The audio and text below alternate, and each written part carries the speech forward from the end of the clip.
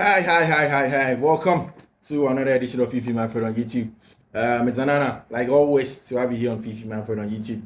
Every time here as well to hear from you. I want to say a big thank you to everybody, like you always do, who has chosen the brand. I want to say a big thank you to you for choosing the brand. There's a lot to discuss. There's a lot to break down here on Fiifi-Manfred on YouTube. So stick and stay. Don't go nowhere. The name is Fiifi-Manfred. This is Fiifi-Manfred on YouTube. If you have not subscribed to the channel, go back there, pause the video and subscribe to the channel. It's important that you subscribe to the channel and you do turn on notification so that as and when any video is posted, you are first to get it and then have your thoughts shared in here. I also want to hear from you in the comment section. Drop your comments. Let us hear from you. As you can see today, all official, because Charlie, we had to just get it done quickly in there. We'll break down a lot of stuff for you. Ghana, Nigeria both drop points. Ghana dropped majority of its points in the African Cup of Nations. Nigeria just dropped 1 point. We'll discuss that. And then there's a lot about the other clubs in Europe. Chelsea, Manchester United against Tottenham Hotspur. There is a conversation across every other club. So you would want to stick and stay with me. My name is Fiifi-Manfred. This is Fiifi-Manfred on YouTube. So let's get straight into the conversation. So there's some update with respect to the transfer conversation. It looks as if Chelsea are most likely not to go in for a full-time transfer for a striker in January. Now, there is a winter break for the team, but Chelsea are looking at either Bobby Firmino or Karim Mustafa Benzema to be a makeshift striker for the team, just so they can wait till the summer where they can get a proper striker who's going to be in their long-term prospect in terms of a striker for the team in there. So Pochettino says he is not going to worry about transfers. He hopes that there is no call that will come through to him from the owners whilst he's on holidays. It's a week-long holiday. The boys are off to have some time with their family and themselves, and then they'll come back over the weekend to play two cup games actually, Carabao Cup, FA Cup, and then Liverpool and other league games also continues. A tough run of spells for Chelsea Football Club after the winter break in there for Chelsea Football Club. And we'll talk about why still Mauricio Pochettino hasn't been sacked as Chelsea manager. We'll discuss everything has to do with Eric Ten Hag, Ange Postecoglou, and as a manager. So thank you for joining me on Fiifi-Manfred on YouTube. Let us get straight into the conversation. Yeah, guys, so let's get straight into the conversation. Let's get talking. If you are new to the channel, like I've always said, this is Fiifi-Manfred on YouTube. If you've not subscribed, do want to subscribe to the channel. My name still remains Fiifi-Manfred on. And if you've not subscribed, go back, subscribe to the channel, and turn on notification. That's imperative. It is imperative. Please make sure you subscribe to the channel here on Fiifi-Manfred on YouTube. Let's get straight with Afcon update. Afcon update. It is not smiling. It is not exciting for Nigerians and Ghanaians, and even for some Egyptians. But hey, let me start in Nigeria. I have a big problem with Pizarro, the coach of Nigeria. I think that with the Nigeria squad dynamics, it's important that they are going in with a back three of Kenneth Omeru, a back three of Trost Ekong, and a back three of Calvin Bassey, or even Sheyi Ajayi in there. Then you have Sanusi, Ola Aina as your wing backs. In the middle of the park, there is Joe Aribo who can play in there, or there is a Yusuf player that came in also from the a new player that joined the team after Ndidi got injured. You throw away Iwobi, then you go in with Ademola Lookman, and then you have your man Victor Moses. Victor Osimhen is in the middle of the park. Then you can play Kelechi Iheanacho as a number 10, so that with the ball, it becomes a 3-2, it becomes a 3-5-2 in there for Nigeria. Then you have top strikers, outlets, 2 up top for Nigeria. Nigeria didn't go with this. The Equatorial Guineans nearly shocked our Nigerian brothers. It was a difficult game for the Nigerians. Tough game for the Nigerians. And you see, there is a thing with when you are playing at Afcon, and I've said it time without number. It is no respecter of teams and names of people that play in Europe. You need to show merit. You need to show grit. You need to show zeal and aggression that you want it. Else, you will while around, you will waste your time, you will lose duels and battles, and you will get nothing from everything that you put in an African Cup of Nations. And that's exactly what Nigeria first of all suffered, because they have a coach who did not use the squad well, didn't manage the squad well, goes into the team, goes into the game, fails to make the needed changes, and it was like for like at some point in time, Yusuf gets injured and Joe Aribo comes in. No flair, no extra creativity, and then Iwobi was there again. Victor Moses, if you're a Chelsea fan and you watched Victor Moses yesterday, you will begin to question, and I tell you every time, strikers do miss chances. Lewandowski, with respect to averages and numbers, when he scored 10, he probably might have missed 11 or 15 of them, and that is exactly the conversation we are talking about. Victor Moses scored one, but it makes a couple. There was a big chance where he missed, and the Nigerians were left unhappy about the results that he got in the game against Equatorial Guinea. And I mean, right after that, their Siamese twins brothers, after the Egyptian game, came in. Again, the Egypt-Mozambique game is another clear-cut example of the fact that the African game is no respecter of names.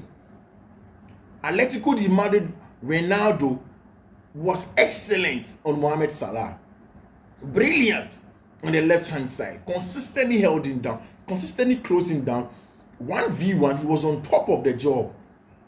And Egypt had to get a final last-minute penalty to be able to keep themselves alive in the group from the opening game.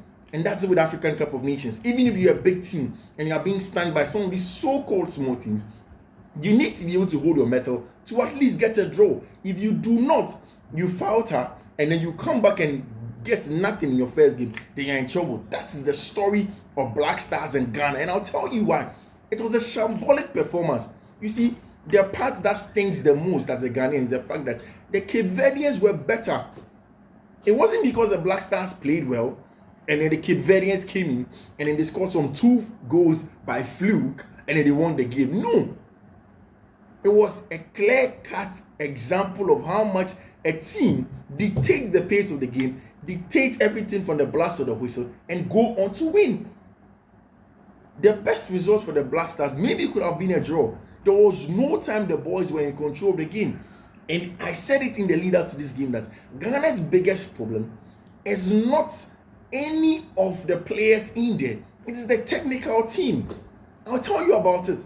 In a starting lineup, Ghana goes into that game with Ofori in post. Ofori is an Orlando Pirates player. He hasn't played for Orlando Pirates all season. Yes, you heard me right. All season. Richard Ofori hasn't played for Orlando Pirates all season. In fact, he has dropped from first choice to second choice to third choice goalkeeper for Orlando Pirates. And it tells you, when some of us are highly emotional about the game and some of these things that these people do with respect to decision making, then you ask yourself, how are you managing a team like that? Centre back Mohamed Salisu, he is rusty. You can tell from the game. Hasn't played in quite a number of games. Jiku was brilliant, but at some point he had to get into his paces. Again, you go into the team that we have in here. How do you play Ransford Yeboah Corners the first number 10? To be the creator-in-chief of everything that Ghana was doing. But you've not played him in any competitive game since he switched nationality. How do you notice a young player? He was all over the place. He wasn't up to speed. He could not just bring himself together to make something happen for the Black Stars. And when Ashimiri was able to get a belter at goal, he was in the line of the goalkeeper because he failed to move away from an offside position, and that goal was chalked off. Some of these things are pathetic to say the least. Now, the part of the game that kills me, and I'm ending it here, there is lack of cohesion in the team. You can see there's no telepathic relationship. You saw it at the back line in the second goal that the Cape Verdes scored in there. Then you go back and you look at everything that went on in the middle of the park. But you see, the biggest crime Chris Hughton committed. Excuse me. Let me get a tissue, yeah, and clean my face because I'm raging. The biggest crime that Chris Hughton, manager of the Black Stars, committed yesterday was none of those. It was the fact that he couldn't read the game to tell that there was a point where his team was up in momentum, especially when Chelsea went 1-1. Momentum was on Ghana's side the whole time. Then all of a sudden, Chris Hughton decided to take off the players that had warmed themselves better into the game, controlling the game, creating chances. And I mean, Antoine Semenyo and then Joseph Pinto. He takes them off. And then there's no momentum. The momentum is lost. The Cape Verdeans begin to get back into the team. They go in confidence, miss chances, fail to control the game, can't even swing 3 or 4 passes together. And you play Ernest Appiah-Nuama at the right-hand side. Brother, how do you play Ernest Appiah-Nuama at the right-hand side? Ernest Appiah-Nuama on the right. How is he going to be effective? You saw the angles with which he received the balls. There was no way Appiah-Nuama receiving those balls on the right-hand side, receiving the balls in such angles, he was going to be effective. He plays on the left because he can cut in onto the right and make something happen. He was only going to be on the right to be a crosser when he had no box presence. He wanted him to be on right. If he wanted him to be on the right, then Antoine Semenyo should be in the box as box presence. This is rookie stuff. I mean, at the end of the day, Ghana lost, and it's just going to make the next step of the competition extra Herculean for the country. Playing against Egypt, playing against Mozambique. Mozambique have shown against Egypt that there were no mean side, and you can't just use your name Ghana to push them aside. If you just want to come and say you are Ghana, so you want to push the Mozambicans aside, no. Go back to Super Sports and listen to what former Zambian goalkeeper Mweni said about Ghana. He said Ghana is going to go out. Like he has played against Ghanaian teams. This is not a Ghana team. He said that's not a Ghana team. Shambolic. Very, very shambolic.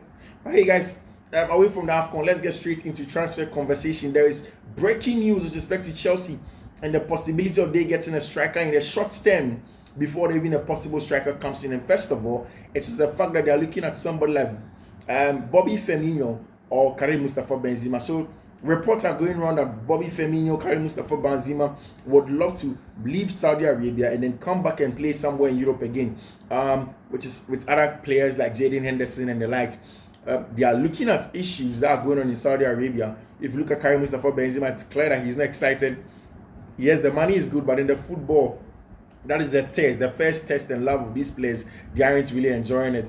The last time when Liverpool played Bobby Firmino was in Anfield. It is a possibility that he would want to get back to Europe and play some good football. And Chelsea, most likely, Matt Law is reporting this afternoon. Matt Law is reporting that most likely Chelsea may be looking away from Osimhen, at least for now, because there's no pre-contract agreement. Yesterday also, Fabrizio Romano, they say that Chelsea do not have a pre-contract agreement with Victor Osimhen as it stands now, and they may be looking at getting short-term strikers for now from the January market to get to them. But Mauricio Pochettino has been assessed as the winter transfer has come in. Yesterday, Chelsea's technical team sat down and they assessed Mauricio Pochettino. In their assessment, they've seen a couple of things that make them believe that Chelsea aren't in a bad place and that they believe that Pochettino can turn things around. I'll read over some of these things for you. Then we'll discuss that going forward. Discuss other issues. Manchester United versus Tottenham. If you're not subscribed to the channel, please pause the video, subscribe to the channel, and turn on notification. And in there, choose all. It's imperative that you do that, like I say. Let me also hear from you from the comment section. This is Fiifi-Manfred on YouTube. Consistently, we're excited and grateful to hear from you. So, Chelsea see progress under Mauricio Pochettino, and his job is safe from everything we are hearing. The results in the Premier League and performances recently have been good, and that's true. Chelsea, for the very first time in 3 years, have won 4 games consecutively at home. Chelsea are beginning to win and they gather momentum. Yes, the loss at Middlesbrough wasn't a good one for them, but they have another chance to play at the bridge to get results in the end. Everything that we are picking from Fabrizio Romano, Matt Law, and all of our outlets in the UK are saying verbatim that Chelsea are excited about Mauricio Pochettino. So if you are a Poch out, please don't waste your time, because Mauricio Pochettino is going nowhere. He is staying with Chelsea. Also, some of the data that the Chelsea technical team had revised and seen and made them believe that Pochettino is doing a good job is this: Chelsea see progress under Mauricio Pochettino. Chelsea have won possession in the attacking third 137 times more than any other club in Europe's top 5 league. That is about pressing and counter-pressing up top, being aggressive, winning the ball from those areas. Now the problem is about how to convert these balls being won in the final third of opposing teams and converting them into proper chances. And when you convert them into proper chances or good XGs, then you convert them into scoring chances and then score them as well. About the ball retention, the ball manipulation in the box, and getting the job done in there. That's where Chelsea are. Yeah, so Chelsea are in a mini break, like I told you. It's a winter break. Enzo Fernandez is in, I think, in Sweden or something, Scotland, Switzerland, somewhere like that's in Europe, enjoying the snow and then the sun at the same time. Pochettino says he would rather have a period to himself and his wife so that the owners do not call him. He just wants to focus on himself, nothing about Chelsea for now in there. So Chelsea would hope that happens. Pochettino wants to stay away from that. Nkunku is returning in the game against Middlesbrough. Breaking news, Christopher Nkunku is returning in the game against Middlesbrough. That's a big one for Chelsea Football Club. Yesterday, Manchester United dropped points against Tottenham Hotspur. This is a Tottenham Hotspur team that has lost Harry Kane, lost Son Heung-min, lost almost every important player, James Maddison, from their ranks. They showed mettle. And I think that Ange Postecoglou is the nemesis of Erik ten Hag. Ange Postecoglou. He's a nemesis of Erik ten Hag. Everything that Erik ten Hag uses as an excuse, Ange Postecoglou gets there, but still gets the job done and gets results. And that's exactly what's going on. Madrid, of course, yesterday did win the Supercopa de España. Madrid, Barca are in a bad place, but Madrid are getting the job done. The three boys, Jude Bellingham, Rodrigo Goes, and Vinicius Jr. are on fire. They're getting their job done. Guys, this is my updates of everything that's going on in the world of sports in the world. My name still remains Fiifi-Manfred. I am eternally grateful that you choose me, choose the brand. I want to hear from you, your thoughts, anything that you think. Let me hear from you, and I'll respond to you. Adios. Take care. I'll see you. Bye.